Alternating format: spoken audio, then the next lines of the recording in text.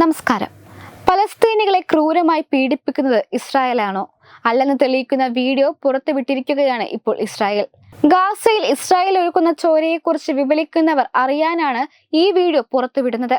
ഗാസയിൽ ഹമാസ് ക്രൂരമായ മനുഷ്യാവകാശ ലംഘനങ്ങളാണ് നടത്തുന്നത്. കുറ്റകൃത്യങ്ങൾ ചുമത്തി പിടിയിലാകുന്ന പലസ്തീനികളെ കെട്ടിയിട്ട് വേട്ടയാടുന്ന ദൃശ്യങ്ങൾ പുറത്തുവിട്ട് ഇസ്രായേൽ പുതിയ ചർച്ചകൾക്ക് തുടക്കമിട്ടിരിക്കുകയാണ്. പലസ്തീനികൾ സുരക്ഷിതരല്ലെന്ന ചർച്ചയാണ് ഇതിലൂടെ ഉയരുന്നത്.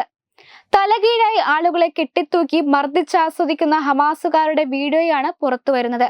ഹമാസിനെ ചോദ്യം ചെയ്യുന്ന ഗാസയിൽ നിരപരാധികളായ പലസ്തീൻ പൗരന്മാരെ പീഡിപ്പിക്കുന്ന അസുഖകരമായ ദൃശ്യങ്ങൾ കണ്ടെത്തിയതായി ഇസ്രായേൽ സൈന്യം അറിയിച്ചിരുന്നു.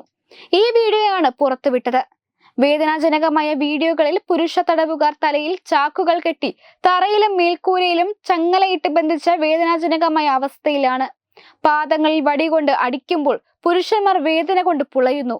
ഈ വർഷം ആദ്യം ഇസ്രായേൽ സൈന്യം നടത്തിയ റെയ്ഡിൽ വടക്കൻ ഗാസയിലെ ഹമാസ് സൈനിക താവളത്തിനുള്ളിലെ CCTV ക്യാമറകൾ ചിത്രീകരിച്ച വീഡിയോ കണ്ടെത്തിയിരുന്നു. ഇതിലാണ് നടക്കുന്ന ദൃശ്യങ്ങളുള്ളത്. പിടിച്ചെടുത്ത കമ്പ്യൂട്ടറുകളിൽ നിന്നാണ് ഈ വീഡിയോ കിട്ടിയത്. ജബാലിയ അഭയാർത്ഥി ക്യാമ്പിനുള്ളിലെ പിടിച്ചെടുത്ത കമ്പ്യൂട്ടറുകളിൽ നിന്നാണ് ദൃശ്യങ്ങൾ കണ്ടെത്തിയത്. എന്തിനാണ് പുരുഷന്മാരെ തടവിലാക്കിയതെന്ന് വ്യക്തമല്ല. എന്നാൽ 2007 മുതൽ ഗാസ ഭരിക്കുന്ന ഹമാസ് നിരപരാധികളായ പലസ്തീനികളെ അവരുടെ വീടുകളിൽ നിന്ന് തട്ടിക്കൊണ്ടുപോയി പീഡിപ്പിക്കുന്നുവെന്ന് മനുഷ്യാവകാശ വിദഗ്ധർ നേരത്തെ മുന്നറിയിപ്പ് നൽകിയിരുന്നു.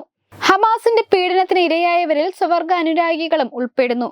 2018-നും 2020-നും ഇടയിലാണ് പീഡനം നടന്നതെന്നാണ് വീഡിയോയിലെ തീയതി പറയുന്നത്.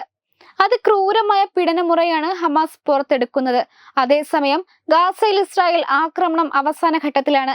അതിനിടെ ഗാസയിൽ ഇസ്രായേൽ വെടിനിർത്തലിന് തയ്യാറാവുകയാണെങ്കിൽ യുദ്ധം അവസാനിപ്പിക്കാമെന്ന് ഹമാസ് അറിയിച്ചിരുന്നു.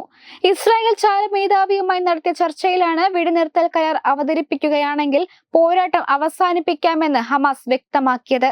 ഇസ്രായേൽ സൈന്യം ഗാസയിൽ നിന്ന് പിന്മാറാതെ ബന്ദികളെ കൈമാറില്ലെന്നും ഗാസയിലേക്ക് ആവശ്യ സാധനങ്ങളും മനുഷ്യാവകാശ സഹായങ്ങളും എത്തിക്കാൻ സാധിക്കണമെന്നും ഹമാസ് അറിയിച്ചു.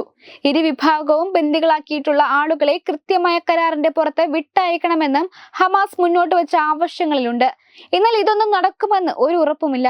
ഇസ്രായേൽ യുദ്ധപാതയിൽ തന്നെയാണ് മുമ്പോട്ട് പോകുന്നത്. ഗാസയിൽ വെടിനിർത്തൽ കരാർ കൊണ്ടുവരാൻ ഈജിപ്തിന്റെ നേതൃത്വത്തിലാണ് ചർച്ചകൾ നടക്കുന്നത്. കെയ്റോവിൽ വെച്ച് ഈജിപ്ഷ്യൻ ഉദ്യോഗസ്ഥരുമായി ദോഹ കേന്ദ്രീകരിച്ച് പ്രവർത്തിക്കുന്ന തങ്ങളുടെ വിഭാഗം ചർച്ച നടത്തിയതായി ഹമാസ് വ്യക്തമാക്കി. ഹമാസ് തലവൻ യഹിയ സിൻവർ കൊല്ലപ്പെട്ടതിന് പിന്നാലെയാണ് സമവായ ചർച്ചകൾക്ക് ഹമാസും ഇസ്രായേലും തയ്യാറായത്. കെയ്റോയിലെ ചർച്ചകൾക്കു ശേഷം ഖത്തറിൽ മധ്യസ്ഥ ചർച്ചകൾ പുരോഗമിക്കുന്നുവെന്നും മൊസാദിന്റെ പ്രതിനിധികളെ ഇസ്രായേൽ പ്രധാനമന്ത്രി ബെഞ്ചമിൻ നെതന്യാഹു ഖത്തറിലേക്ക് അയച്ചിട്ടുണ്ടെന്നും അന്താരാഷ്ട്ര മാധ്യമങ്ങൾ റിപ്പോർട്ട് ചെയ്തിരുന്നു. ഇതിന് പ്രതിസന്ധി ഉണ്ടാക്കും വിധമാണ് ഖത്തർ സമാധാന ചർച്ചകളുടെ മധ്യസ്ഥം ഉപേക്ഷിച്ചത്. ഈജിപ്ത് തുടരുമോ എന്ന് അറിയില്ല. ഏതായാലും അമേരിക്കയിൽ ഡൊണാൾഡ് ട്രംപ് വീണ്ടും പ്രസിഡന്റായി ചുമതല ഏൽക്കുന്നത് ഇസ്രായേലിന് ആത്മവിശ്വാസം കൂടിയിട്ടുണ്ട്. Web desk Tatwamayi news. Powered by Jyotis. Realizing your dream home. Our ongoing luxury apartments projects are Crown near Karivattam, The Square near UST Global, White Manor near Aattugal Ambalathara, and Evergreens Luxury Villas near Tirumala. Call 90482 55599. Jyotis Building Promoters Private Limited, Thiruvananthapuram.